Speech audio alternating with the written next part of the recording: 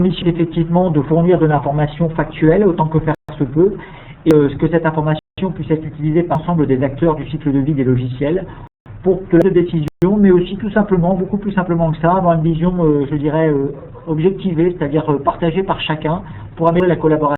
Il est toujours difficile de dire à quelqu'un, je considère que ton code est complexe, peut-être qu'on pourrait découper, il y aurait des discussions, quelques chiffres, quelques éléments de comparaison, de dire que c'est effectivement plus le cas. Lorsque vous dites à quelqu'un qu'il conduit vite, la notion de vite est assez relative, somme toute, surtout pour cette personne qui conduit vite. Dès que vous lui dites qu'elle est dans les 1% des gens qui conduisent le plus vite sur l'autoroute, elle comprend mieux cette perception. Rien que cette comparaison-là est de nature à favoriser sa prise de conscience des différents éléments. Et c'est dans ce sens-là que nous cherchons à justement coller, à mettre en regard tous les éléments factuels que l'on a pour pouvoir continuer et fournir de l'information.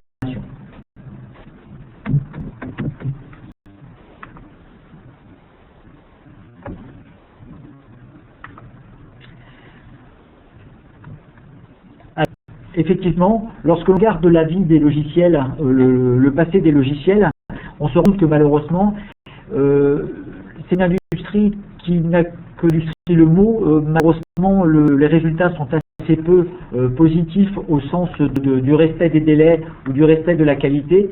Et lorsque l'on regarde les chiffres qui ont été fournis dans certaines études sur les produits, on est assez effaré, sauf quand on est dans le domaine, de se rendre compte qu'effectivement la plupart des logiciels n'ont pas été livrés dans les temps, que la plupart ont dépassé leur budget. C'est plus surprenant, mais que la moitié d'entre eux, quasiment la moitié d'entre eux, n'ont pas rendu les fonctionnalités attendues. Et ça, l'origine, enfin, je dirais que les méthodes agiles en ont bien pris conscience pour pallier ce problème, et que, bien, malheureusement, un tiers d'entre eux n'ont même pas été jusqu'au bout. On peut poser la question, combien de ces logiciels, combien de ces processus étaient outillés et avaient des indicateurs de pilotage. C'est dans ce sens-là que, justement, eh bien, simplement, on reprend l'image assez connue des indicateurs de performance, est née l'idée d'un produit comme Score pour fournir, justement, tout au long du développement, ce type d'indicateurs et faire en sorte que l'on soit dans le temps, dans les coûts et dans les délais.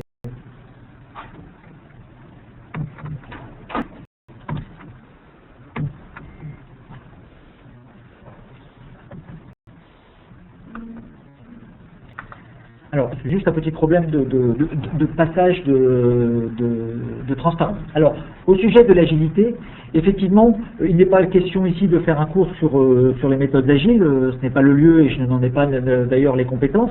Pour autant, à Scoring, nous pratiquons les méthodes agiles dans notre équipe de développement. Et il est là juste ce transparent pour rappeler un certain nombre de concepts que l'on manipule lorsque l'on est dans une approche agile. Simplement, on le sait, on va chercher à mettre en place dans les méthodes agiles des développements que l'on pourrait qualifier, dans d'autres termes, d'itératifs, avec des releases, des sprints fréquents qui vont intégrer au fur et à mesure de plus en plus de fonctionnalités.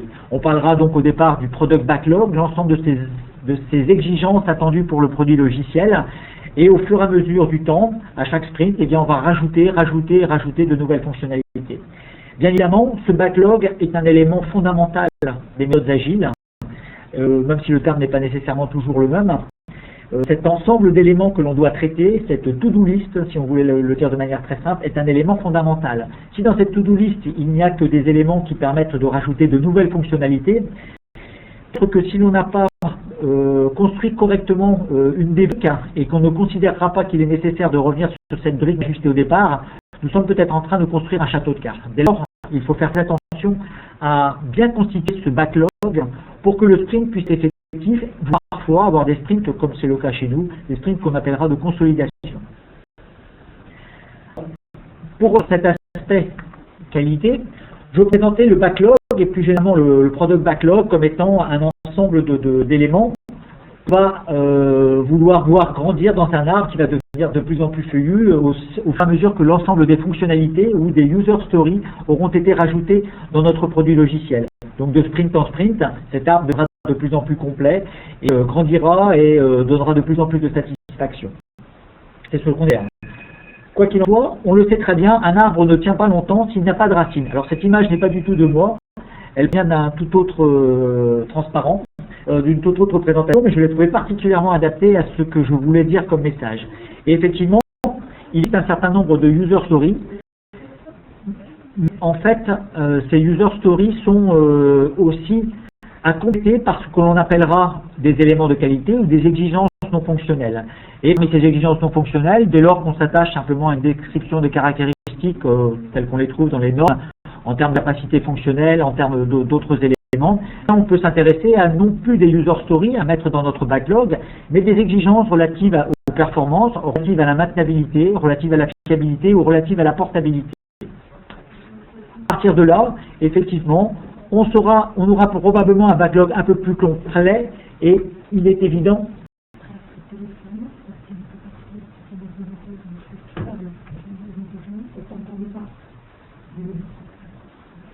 Ah oui, d'accord. D'accord. Alors, excusez-moi, j'ai juste une interruption. Il y a quelqu'un qui n'arrive pas à nous entendre sur l'ordinateur, donc je vais prendre le téléphone aussi. Voilà. Donc, simplement pour reprendre cet aspect sur le backlog, certes, il doit se nourrir évidemment du user story, mais il ne s'agit pas d'oublier, et c'est bien là le risque de ce que l'on peut constater, et je le vois avec nos équipes de développement, on trompe à faire de nouvelles user stories. Il ne faut pas négliger les autres caractéristiques qu'on pourra qualifier de non fonctionnelles dans notre backlog. Et ceci constitue d'ailleurs l'ensemble de nos racines, de notre arbre, et il grandira de manière d'autant plus efficace que l'on aura choisi de faire un logiciel portable qui soit maintenable. Et ce sont donc ces deux caractéristiques que l'on cherchera d'ailleurs à maintenir, je dirais, avec véhémence dans l'ensemble dans les premiers backlogs. Il ne s'agirait pas que notre logiciel devienne totalement immaintenable très rapidement. Dès lors, le coût d'une prochaine user story deviendrait très vite prohibitif. Malheureusement, même si la capacité fonctionnelle serait au rendez-vous, il n'aurait peut-être pas une longue notre logiciel n'aurait peut-être pas une longue pérennité, simplement par le fait que les coûts de maths seraient prohibitifs.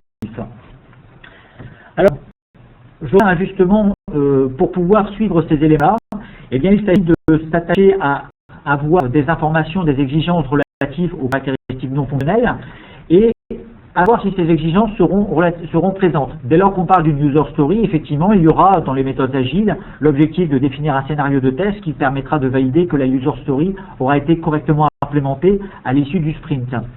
Quand il s'agit d'autres caractéristiques, telles que la maintenabilité ou la fiabilité ou la portabilité, les éléments sont beaucoup moins concrets. On pourrait les croire beaucoup moins concrets.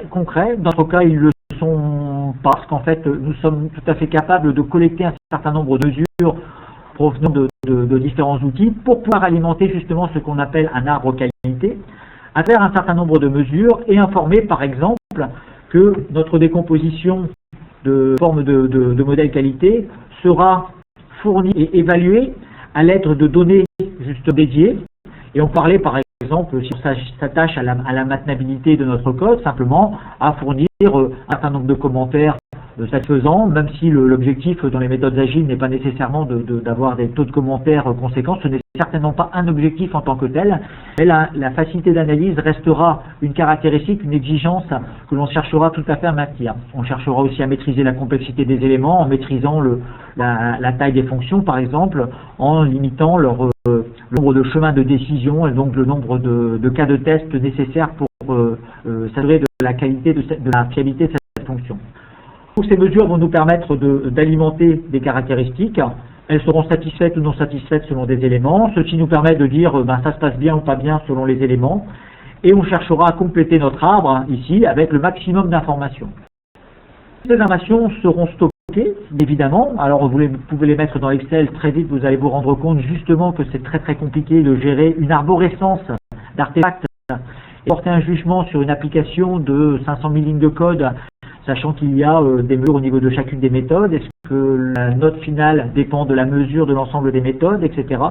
Cette remontée d'informations nécessite une hiérarchisation des données extrêmement importante. À partir du moment où l'on a justement cette capacité à stocker et à agréger nos différents éléments, soit en fonction d'une décomposition qualité, soit, je dirais, en combinant avec une décomposition des différents artefacts, on est tout à fait capable de faire ce qu'on appellera un ranking, un classement, et c'est ce qui demande d'ailleurs dans les processus d'évaluation, d'être capable de transformer les mesures les plus élémentaires en quelque chose que l'on considérera comme, alors d'une manière booléenne, bonne ou pas bonne, mais d'une manière plus, je dirais, être plus élaboré comme une note et comme un niveau de performance tel qu'on le connaît dans Score, avec quelque chose comme un très bon niveau de performance, le logiciel a toutes les caractéristiques qui assurent une maintenabilité je dis optimale.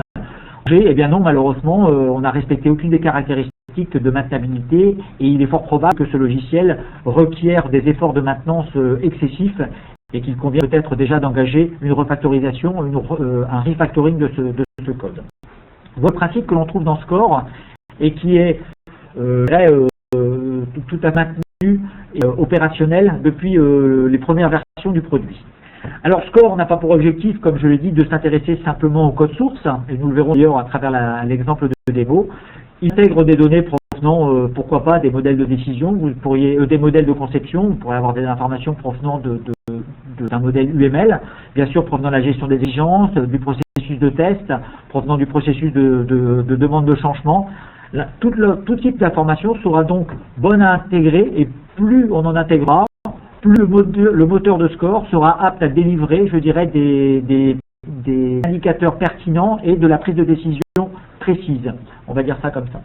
Donc, Score permettra de fournir un certain nombre d'informations de type dashboard, de fabriquer automatiquement des plans d'amélioration et de capitaliser, je dirais, pour le futur, de manière à avoir, je dirais, un tiers profit des enseignements du passé, en se disant, peut-être avions-nous pas été testé quand on voit comment ce logiciel, comment ce sprint s'est retrouvé sur le terrain, nous avons eu des retours très négatifs. La prochaine version se devra d'avoir un niveau de fiabilité plus important et donc peut-être de pousser les tests beaucoup plus loin. Je vous montre ici ce qui est classiquement un flot d'informations qu'on agrège dans l'ensemble des processus du cycle de vie, mais plus particulièrement dans un processus agile. Bien évidemment, nous allons regarder la qualité du code source, parce que le code source, il y en a toujours, et que c'est l'élément un peu, je dirais, central d'un développement. Il n'y a pas nécessairement de la documentation, il n'y a pas nécessairement d'exigences, malheureusement, il n'y a pas nécessairement des cas de test, mais il y a toujours du code. Donc là, sera toujours, je dirais, traité et fournira un certain nombre d'informations sur sa complexité, son organisation, etc.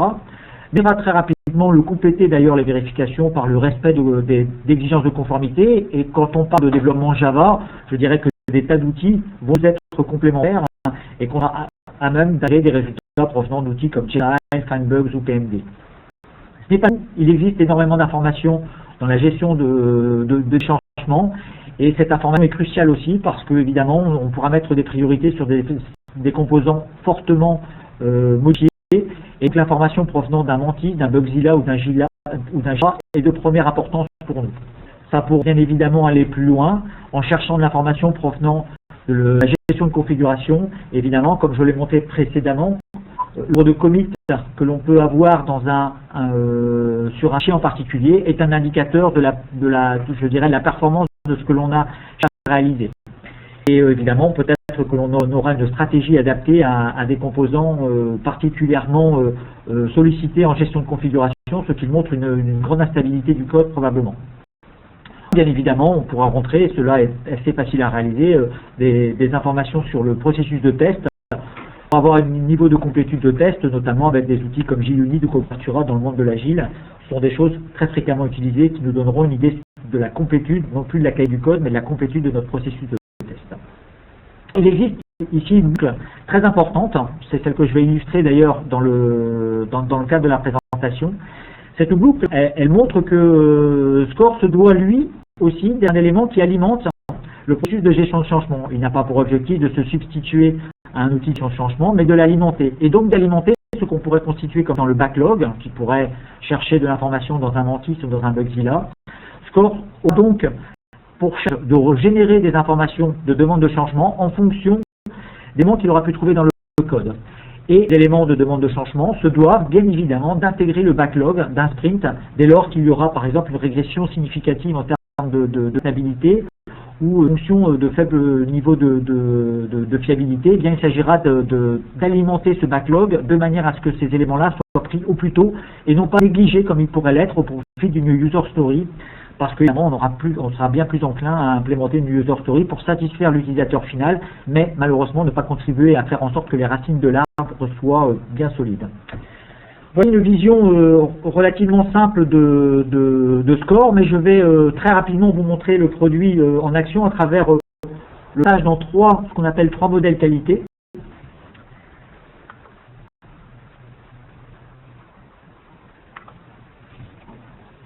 Bon, on retrouve maintenant dans le produit score et vous allez avoir plusieurs points de vue. Effectivement, nous jouons ce que nous appelons des portefeuilles de projet. Portefeuille de projet, en fait, il faut simplement le considérer comme ce qu'on appellera un modèle d'analyse. Et ce modèle d'analyse, c'est un ensemble d'indicateurs qui vont nous permettre de comparer nos différents projets les uns avec les autres. Il y a trois modèles d'analyse. Un modèle d'analyse basé sur une décomposition de type avec un objectif d'évaluer la maintenabilité selon une décomposition de la performance d'un titre. On pourra revenir très brièvement, mais ce n'est pas l'objectif. Et donc, on a un portefeuille de projet. Ce portefeuille de projet, d'ailleurs, je peux le projeter ici et mettre en regard simplement ce portefeuille de projet par rapport à deux indicateurs clés de mon pilotage, le niveau de qualité, c'est-à-dire par exemple l'intensité de dette technique que j'ai en fonction de mon volume de code, quelque chose que je veux garder, je dirais, bien maîtrisé, et une autre caractéristique qui soit par exemple la valeur business de mon composant, que j'aurais bien pu calculer soit dans l'outil au travers d'éléments provenant des points fonctions, par exemple, selon des éléments qu'on aura collectés manuellement, ou simplement si on l'a donné simplement dans un autre contexte, dans le travers d'un formulaire. Ces caractéristiques sont tout à fait faciles à implémenter. Et alors, je saurais peut-être me rendre compte que malheureusement, ici, il y a une zone d'insuccès dans ce composant qui se trouve en bleu tout en haut, qui a la plus forte valeur business pour notre société, et malheureusement un niveau de qualité relativement faible. Et je chercherai donc à travailler sur cet élément-là. Il est très probable que si je suis dans un domaine, je dirais, agile, je vais faire en sorte que le prochain backlog soit un backlog de consolidation logicielle, peut-être heureusement à baisser la business value de ce composant-là ou à la maintenir et ne pas chercher à l'augmenter. Donc de manière à consolider les racines de ce composant pour pas qu'il reste malheureusement en retard et qu'il maintienne ce niveau de qualité somme toute insuffisant. Alors, lorsqu'on se trouve dans un projet, nous cherchons systématiquement à faire, et ce quel que soit le niveau d'information, alors je vais déjà cliquer ici, et ce quel que soit le niveau d'information, j'ai de travailler sur ce projet justement le plus complexe, j'en suis le manager. Ce projet Earth, eh bien, il se décompose en un certain nombre d'objets, ici qui sont très liés au code source avec une partie applicative, une partie noyau, et je peux me rendre compte que j'ai toujours, quel que soit, je dirais, je vais me retrouver dans Score, dans cette partie navigation que l'on a sur la partie gauche de l'écran, eh bien, je vais me retrouver avec deux indicateurs. Un indicateur qui me donne le niveau de performance du logiciel, de mon produit logiciel, qu'il s'agisse du code ou qu'il s'agisse de la documentation ou du projet final, eh bien, un certain niveau de qualité, et l'indicateur qui me donne la tendance. Simplement pour répondre très rapidement à deux questions, est-ce que c'est bien ou pas bien? Est-ce que c'est mieux ou moins bien? Alors, ce sont deux éléments fondamentaux puisqu'en fait, une simple mesure ne donne pas parfois suffisamment d'informations pour prendre une décision. Je prends un exemple important puisqu'il est à l'âge de ce que l'on fait. Si je suis à 130 sur l'autoroute, je peux me dire que tout va bien. Dès que, par exemple, j'étais à 135 et je suis passé à 130, je viens déjà de prendre une décision, c'est-à-dire celle de freiner, de ralentir parce que j'ai dépassé la vitesse autorisée. Si je vais à 125 et je suis passé à 130, la valeur est toujours la même à l'instant T, mais je suis en train d'accélérer. Il est donc temps que je prenne une décision, c'est-à-dire soit d'arrêter d'accélérer, soit même de freiner d'ores et déjà. A fortiori si je suis à 2 mètres d'une autre voiture. Donc dès lors qu'on commence à combiner différents éléments, il y a besoin d'agréger ces informations-là pour prendre la bonne décision. 130 intrinsèquement n'est pas un élément suffisant pour être décisionnaire. Donc il faudra combiner les éléments. Et donc Score se base sur l'analyse de tendance de manière extrêmement fréquente pour prendre des décisions. Il sait très bien que ce logiciel s'est détérioré à travers le temps. On ne le souhaite pas dans le cadre d'un logiciel développé en agile, mais c'est souvent ce que l'on constate parce que justement on n'a pas nourri le backlog, je dirais, d'informations permettant d'assurer un niveau de maintenabilité satisfaisant ou de fiabilité satisfaisant. Alors que nous avons cette information à niveau, c'est vrai, puis en fait dans ma décomposition ici, je me retrouve, pardon, j'essaie simplement de baisser mon zoom. Je me retrouve effectivement ici à avoir une décomposition de composants où je vais descendre jusqu'à un certain nombre de fichiers et avoir différentes tendances, que ce soit cet élément-là ou un autre. Et si je suis le développeur qui s'occupe de la partie core, je vois que moi j'ai réussi à maintenir mon niveau de qualité, qu'il est d'ailleurs légèrement supérieur au niveau global mon application, ce n'est peut-être pas sur moi qu'on va mettre donc l'accent dans le prochain backlog.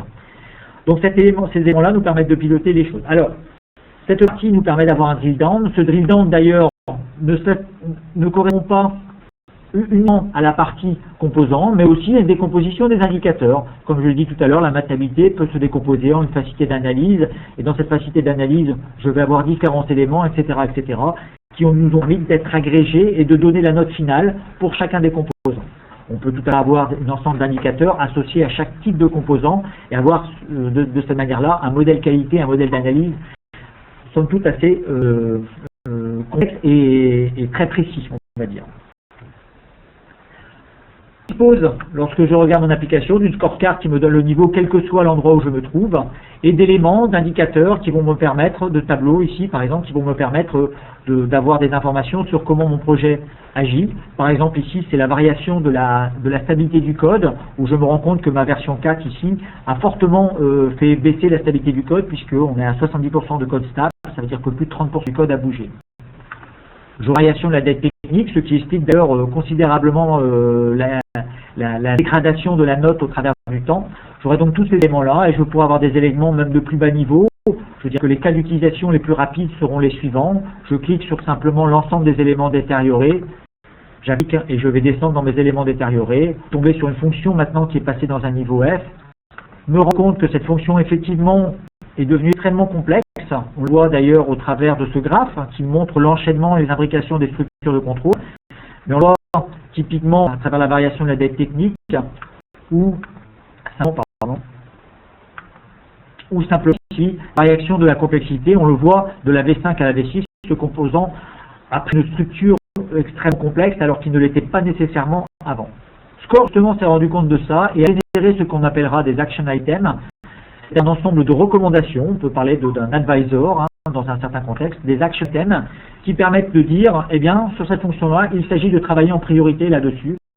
Par exemple, typiquement, pour ce composant, il a généré des action items de type duplication de code, et évidemment, ceci a été généré parce qu'il y avait un certain nombre de caractéristiques que vous voyez sur le côté, la fréquence du vocabulaire est importante, etc.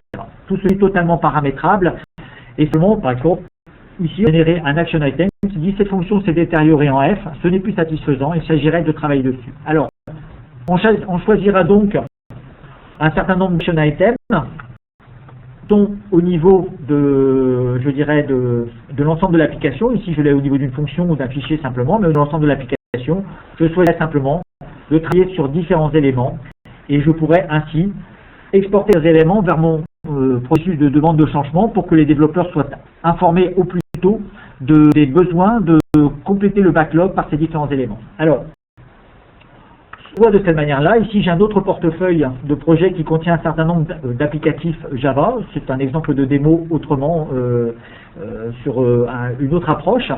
Et vous voyez un produit qui s'appelle Score. Ce sont nos versions de Score, la 12A, la 12B simplement ici. Et que ça nous permet de comparer avec un niveau de qualité que l'on peut trouver. Alors nous sommes les meilleurs, c'est certes pas simplement parce qu'il s'agit je dirais, d'un exemple de démo. Mais avons effectivement ici, eh bien, un certain nombre nous maintenons le niveau de qualité à ce niveau C parce que c'est celui que nous considérons comme satisfaisant pour la maintenabilité ou pour la qualité du logiciel. Mais on voit que, et là, ce sont de vrais résultats. Dans d'autres applicatifs, par exemple, vous avez le noyau Eclipse, le niveau de qualité est plus complexe, mais c'est un logiciel un peu plus vieux, évidemment fait sans je dirais, aucune pratique partagée de développement, et cela se voit malheureusement dans les éléments. Alors, quand je reviens sur le dashboard de mon produit Score, je vais avoir différents éléments, etc. Mais ce qui m'intéresse dans cette démo, c'est de vous montrer qu'effectivement, nous avons collé dans notre contexte un très grand nombre d'éléments qui permettent, je vais fermer, un très grand nombre d'éléments qui nous permettent de nourrir notre mode d'analyse et de savoir quelles décisions nous devons prendre. Ces éléments proviennent des outils que j'ai mentionnés tout à l'heure, par exemple de PMD, de CheckStyle, de FindBugs, Score en sens de la mesure de la complexité. Nous avons associé des niveaux de criticité à chacune de ces règles. Et voyons les variations, par exemple, sur cette règle détectée par PMD, nous avons une variation de plus 9 par rapport à la précédente version. Et c'est une règle critique. Il est hors de question que le produit maintienne ça. C'est une détérioration. Si on la laisse s'installer, il sera beaucoup trop tard par la suite pour pouvoir corriger les éléments. Donc je pourrais considérer ça comme étant critique.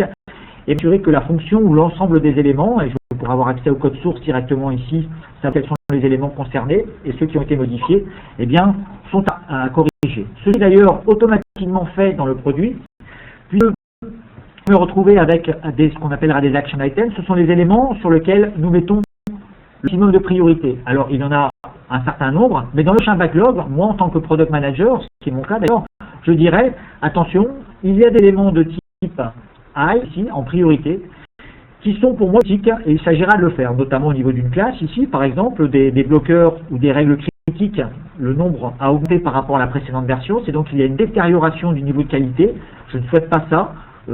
S'il y a trop de demandes, eh bien nous aurons un sprint qui sera exclusivement un sprint de consolidation du niveau de maintenabilité et il n'y aura pas de user story, ce qui frustrera l'équipe de développement, c'est clair, mais c'est comme ça.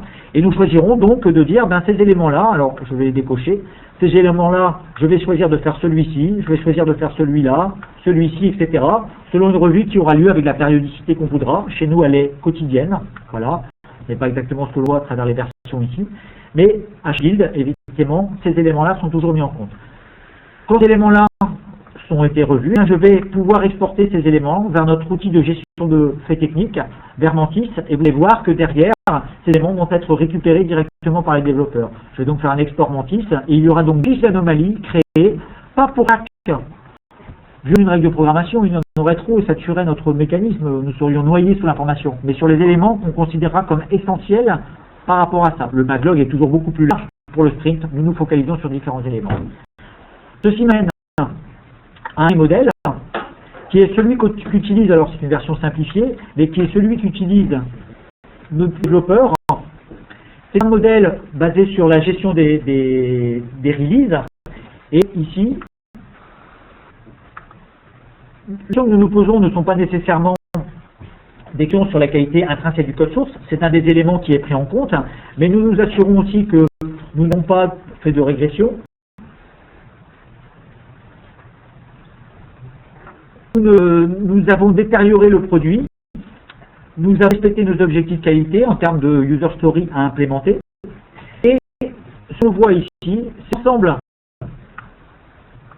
des sprints qui ont été effectués, alors c'est un sprint au quotidien ici, et l'ensemble des sprints qui ont été effectués depuis, nous sommes dans la version 12A, nous avons attaqué la version 12B, et au quotidien nous avons donc un certain nombre de sprints, alors on ne garde pas nécessairement tous, certains sont simplement gardés quotidiennement, mais pour notre produit score, effectivement, eh bien, en fonction des sprints, on voit, nous sommes dans le vert, nous avons tout va bien, je dirais, alors là c'est un exemple de démo, non, je plaisante, puisque tout n'allait pas aussi bien il y a 3 jours, nous avions eu un certain nombre de régressions, et il y avait donc quelques nuages au-dessus de ce build. Alors, effectivement, je vais un certain nombre d'informations associées à mon projet, mais là je ne suis plus du tout dans l'évaluation intrinsèque de la qualité du produit logiciel, je suis plus dans le pilotage du projet au quotidien, et ce pilotage, on va le voir, qu'il est nourri des éléments du précédent modèle, puisqu'en fait, lorsque je vais me remettre sur mon sprint, je vais avoir pour mon projet, effectivement, un certain nombre, comme vous le voyez je dirais, la navigation autour des artefacts. Je vais avoir la version 12A, elle est marquée en grise, simplement parce qu'elle est terminée, et l'ensemble des sprints sont finis. Donc on a gardé l'historique, car Score peut être ici un outil d'aide à la rétrospective. Donc nous avons gardé les historiques des différents sprints. Toute l'information se trouve là, avec la refactoring du wizard, le support des informations de type date, etc. Et maintenant, je pilote en fait, en gros, le sprint 1, et dans ce sprint 1, je vais avoir un certain nombre d'informations. Dans mon projet, ici, par exemple, je vais donc disposer d'informations comme, par exemple, le Scrum Board qu'on connaît, et ce Scrum Board, il est automatiquement fabriqué à partir des informations qui figurent dans notre gestion de faits techniques, qui est plus large, puisque nous y mettons pas uniquement les demandes de changement, je dirais de type bug, mais aussi les demandes d'évolution, donc les user stories sont là, et je vois simplement le status de mes différentes évolutions. Par exemple, j'ai une user, alors je la connais évidemment pour mon exemple, mais cette user story technique, cette UST ici, ce New Blocker Relation is Deleted, évidemment, nous avons un accès directement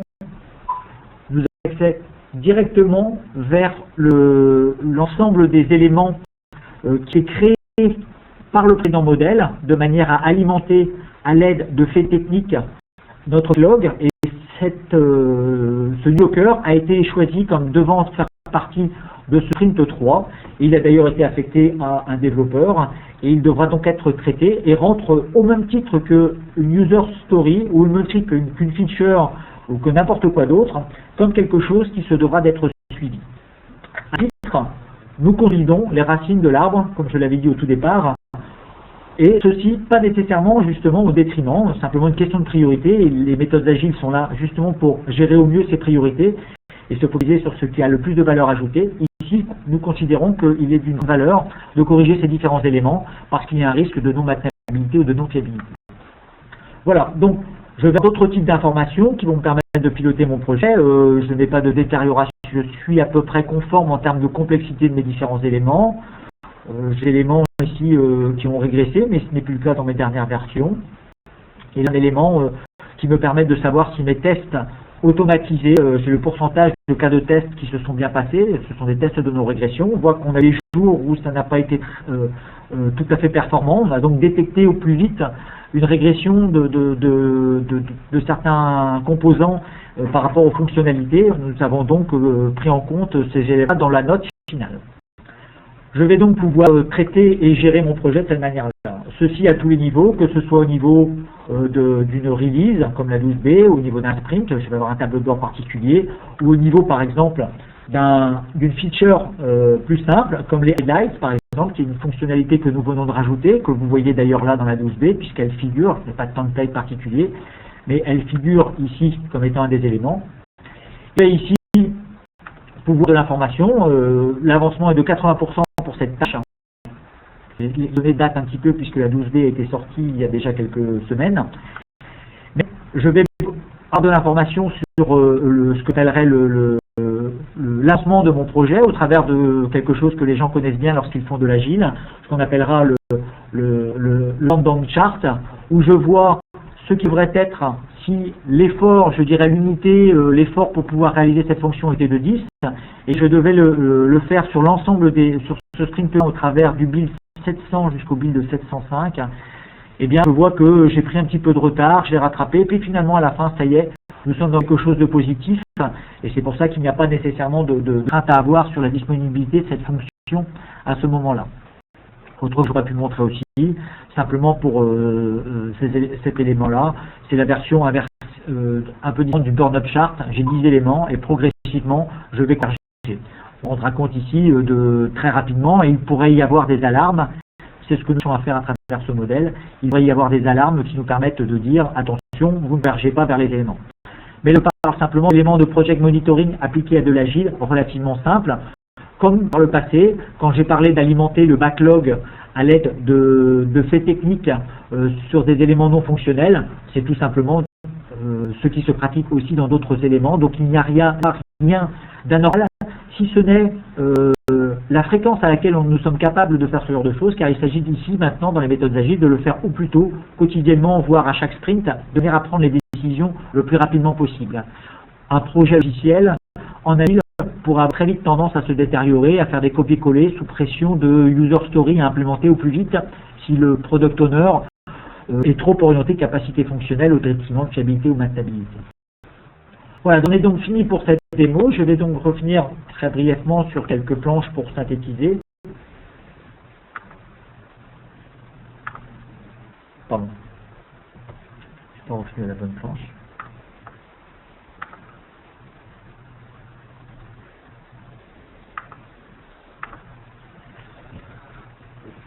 Donc, comme on a pu le voir au travers de cette démonstration, dans un cadre pas nécessairement agile, mais je dirais qui trouve encore plus d'efficacité, je dirais encore plus de justification dans le cadre des méthodes agiles, eh bien un outil comme Score, par l'ensemble des informations qu'il est capable de collecter, d'agréger, de synthétiser et de reporter, eh bien va être capable de fournir une information, je dirais, adaptée, quel que soit, je dirais, l'acteur du cycle de vie, qu'il s'agisse d'un développeur, on l'a vu très rapidement, il sera là à même très rapidement de savoir s'il a détérioré le niveau de qualité, voire d'avoir de l'information sur les éléments qu'il doit corriger en priorité et ne pas être celui qui décide, je dirais, en fonction de son bon sens, parfois excellent mais pas toujours conforme non plus parfois aux exigences, je dirais, de sortie du produit.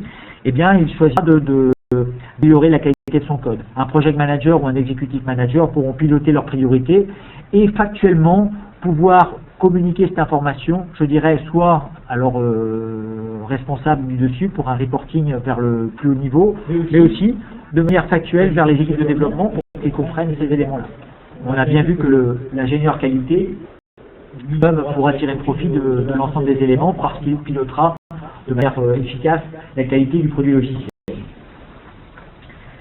Alors, à titre de conclusion, et avant quelques questions, je voudrais juste simplement rappeler qu'un contexte, un outil comme SCORE a simplement apporté, je dirais, des mécanismes de business intelligence. Quand j'ai parlé de collecter des données, de les agréger, de les synthétiser et de reporter, ce sont les 4 fonctionnalités majeures d'un outil de business intelligence. Nous avons simplement appliqué cette approche à la gestion des projets logiciels avec l'objectif d'améliorer le produit, et nous en avons largement, mais vous avez pu le voir par la suite, d'améliorer aussi les processus, je dirais pour un feedback et pour un retour d'investissement beaucoup plus court terme. L'objectif étant de permettre à chacun d'optimiser ses choix par une prise de décision, je dirais, basée sur des éléments objectifs. C'est synthétisé dans la cible par la suite. Ici, effectivement, certaines décisions ou certaines actions ont un coût, certaines ont une valeur ajoutée. Il s'agit évidemment de trouver en premier lieu, et la première cible, c'est de trouver celles qui ont un coût, je dirais, pas si élevé que ça, mais une valeur ajoutée. C'est une question des priorités des plus élémentaires, mais c'est bien évidemment celle que nous cherchons à mettre en œuvre. Et dès lors que dans le modèle de décision, vous avez su mettre en place ces éléments-là en disant attention, ça c'est oui, c'est une dette technique importante, mais est-ce que c'est vraiment fondamental? Eh bien, non, peut-être pas. Par contre, là, la dette technique est faible, mais c'est un élément très critique, donc je vais quand même le mettre dans une forte priorité.